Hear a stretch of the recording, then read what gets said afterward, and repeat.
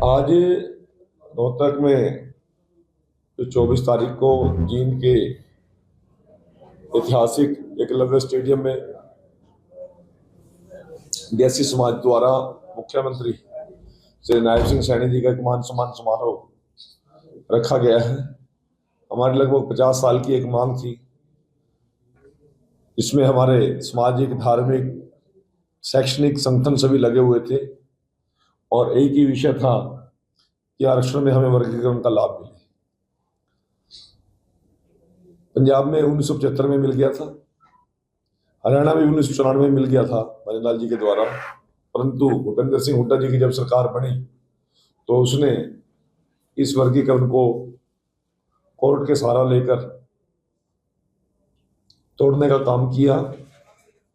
समाज के अंदर एक बहुत बड़ा रोष था। हमने सड़क से लेकर संसद तक संघर्ष किया, सर्वोच्च न्यायालय में भी गए। लगभग 20 साल की लंबी लड़ाई के बाद अगस्त 2024 के अंदर 5 जजों की बेंच ने ये फैसला हमारे पक्ष में किया और उन्होंने डायरेक्शन दी कि जो भी प्रदेश की सरकार इस वर्गीकरण को लागू करना चाहे तो वो कर सकती है। पूरे देश के अंदर केवल नायब सिंह सैनी जी ऐसे मुख्यमंत्री थे जिन्होंने छाती ठोक कर कहा कि मैं शोषित, वंचित, पीड़ित लोगों के उनको हक दिलाने का काम करूंगा। और उन्होंने कैबिनेट में जब वो लेके आए तो उसी दौरान मॉडल कोड ऑफ कंडक्ट लागू हो गई, उसको लागू नहीं कर सके। परंतु डीएससी वर्ग के लोगों को नायब सिंह सैनी जी ने विश्वास दे दिया कि आप तीसरी बार मेरी सरकार बनाने का काम करो, मैं पहली कलम से पहले ही कैबिनेट में आपकी इस मांग को पूरा करने का काम करूंगा। चुनावी वादा भी हो सकता था, परंतु नायब सिंह सैनी जैसा दृढ़ निश्चयी मुख्यमंत्री उसने निर्णय कर लिया कि पहली ही कैबिनेट में एक ही एजेंडे पर उन्होंने मोहर लगाई और जो हमारा 50 साल का हक था वो हक हमें देने का काम किया। ऐसा दृढ़ निश्चय मुख्यमंत्री, जुबान का पक्का मुख्यमंत्री, उसका सम्मान आज देसी समाज करना चाहता है कि उन्होंने हमारे जख्म पर केवल मरहम लगाने का काम नहीं किया, हमारे जख्म को ठीक करने का भी काम किया। ये हमारी बहुत वर्षों पुरानी मांग थी। तो 24 तारीख को एकलव्य स्टेडियम जींद के अंदर हम नायब सिंह सैनी हमारे मुख्यमंत्री जी का अभिनंदन करेंगे। लाखों लाखों की संख्या में हमारे डीएससी समाज के लोग पूरे हरियाणा प्रदेश से वहां पर पहुंचेंगे। आज रोहतक में भी सभी लोगों को मैं उसका न्योता, निमंत्रण देने के लिए आया हूँ। ये ऐतिहासिक कार्यक्रम होगा, भव्य कार्यक्रम होगा। विधानसभा में डीएससी तो आप लोगों ने दिया है, उसको आप विरोध किया कांग्रेस की हमेशा सदा से नीति रही है कि यदि किसी गरीब को, किसान को, मजदूर को कोई हक मिलता है तो उसको पेट में रोड मार जाती है। वही आप लोगों ने सदन में देखा। ईवीएम का बहाना लगाते हैं भूपेंद्र सिंह हुड्डा, कहते हैं कि ईवीएम की खराबी के कारण सरकार बनेगी। ईवीएम की खराबी के कारण सरकार नहीं बनी। डीएससी समाज ने केवल अपनी वोट देने का काम नहीं किया, उन्होंने हाथ जोड़ के, पैर पकड़ के नायब सिंह सैनी और बीजेपी के लिए वोट मांगने का भी काम किया।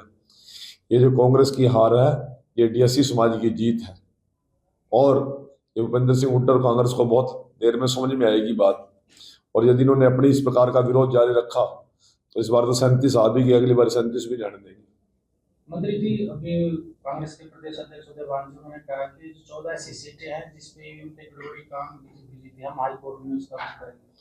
वो हाई कोर्ट में जाए, सुप्रीम कोर्ट में जाए, कहीं भी जाए, निर्णय तो वही है जो जनता ने कर दिया। ईवीएम हैकिंग की बात कर रहे हैं 19 विधानसभा क्षेत्रों में, तो ईवीएम हैक करने की यदि ताकत होती हमारे अंदर तो फिर 90 पे कर लेते, 37 भी क्यों देते हम उन्हें। उनकी एक विधवा विलाप करने की आदत है कांग्रेस की। और मैं आपको स्पष्ट कहना चाहता हूं, ये हरियाणा प्रदेश के मतदाताओं का निर्णय को ये ललकारने की कांग्रेस गलती कर रही है। मतदाताओं ने जो फैसला किया है प्रजातंत्र के अंदर उसको स्वीकार करना चाहिए। आज जिन मतदाताओं ने हमारे ऊपर विश्वास करके हमें वोट दिया है, ये उन लोगों का अपमान करना चाहते हैं। ये तो बड़े दावे के साथ कहते थे कि कांग्रेस की लोकसभा में हाफ और विधानसभा में साफ। वो कांग्रेस की गलतफहमी थी। इस प्रकार से किसान ने, मजदूर ने, व्यापारी ने, कर्मचारी ने, एससी ने, डीएससी ने, सभी वर्गों ने हमें समर्थन और आशीर्वाद देने का काम किया।